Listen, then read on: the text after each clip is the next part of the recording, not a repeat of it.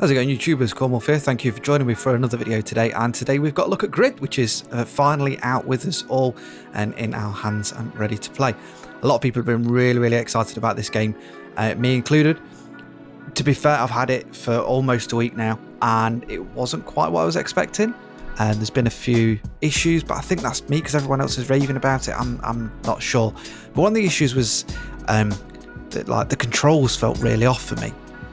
And I've done a lot of playing around, and there's some kind of hidden options.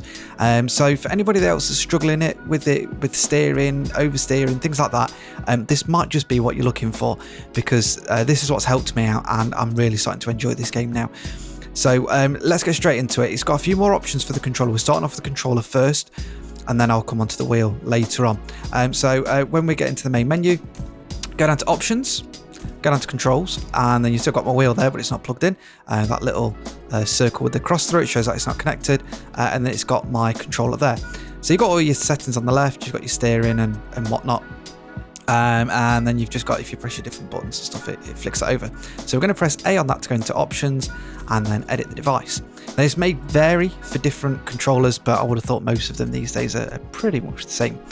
So here you've got your input bindings, which is fair enough. But then if you physically click on it, so if I want to do left, and then I can edit it, but it actually edits the dead zones and things. So there's a lot of hidden options within this game. So what these settings are on, I think this is on something like 10 or 20%. I've put it down to 0. So when I move left, it's actually moving left. So that's that. And then the other thing that I found, so for left, I've put it on 0 dead zone and 100% saturation, and that seems to be working fine for me. On my right analog stick, which is exactly the same, but when I press it right, as you can see at the minute, it's a bit weird. It's fluctuating a little bit. For some reason, it looks as if mine isn't set exactly right. So this was actually up just a little bit. Let me see if I can reset it a bit. So basically what you want is to move it until that says it's 0. Now, unfortunately, I don't know whether my analog stick's a bit knackered or what, but it doesn't like sitting.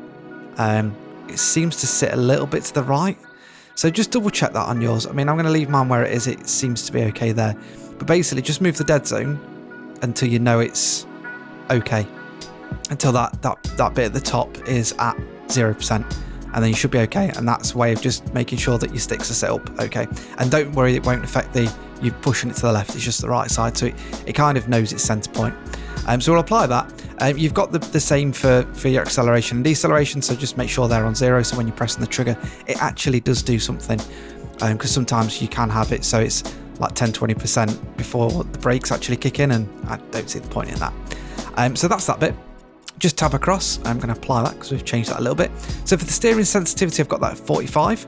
And the linearity I've got at 6, and that seems to be working okay for me at the minute.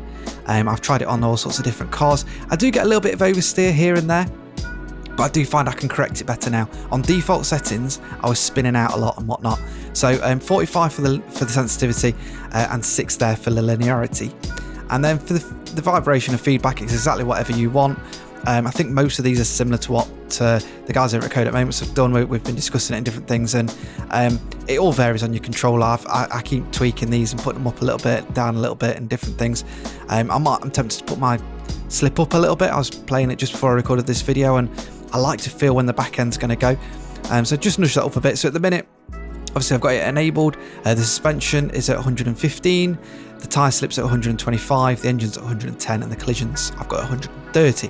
And the only I guess negative at this stage about this game is the fact that the vibration, you have to seem to crank it up a little bit, and even on the wheel, if you leave it at 100, it doesn't feel like there's much there, and you're having to go beyond that. Whereas there are other games, even within the Code app, in the Codemasters genre of games, F1 2019 and the Dirt games and things like that, you leave it at 100 and it's going to snap your wrists off. But it is what it is. So they're my settings for the controller. Really quick video, guys, just to show you the different options that are hidden that you may not have found yet. And if you're having problems, these are my settings that I'm using to get my to make the game feel better, and different things. They may work for you, they may not, but it might hopefully give you just a little bit of guidance on where you can go to change them, how to change them, and just tweak them a little bit. Do it 5, maybe 10 at a time. Go back, have a little race, see what you think, and just keep doing that. But these hopefully give you a nice base to where you're getting to. So look out for my review, which will be coming up very soon, and then also my wheel settings. And until next time, guys, don't forget to smash the thumbs up, subscribe, do all those wonderful things, help this channel grow. And until next time, I'll see you all on the next video.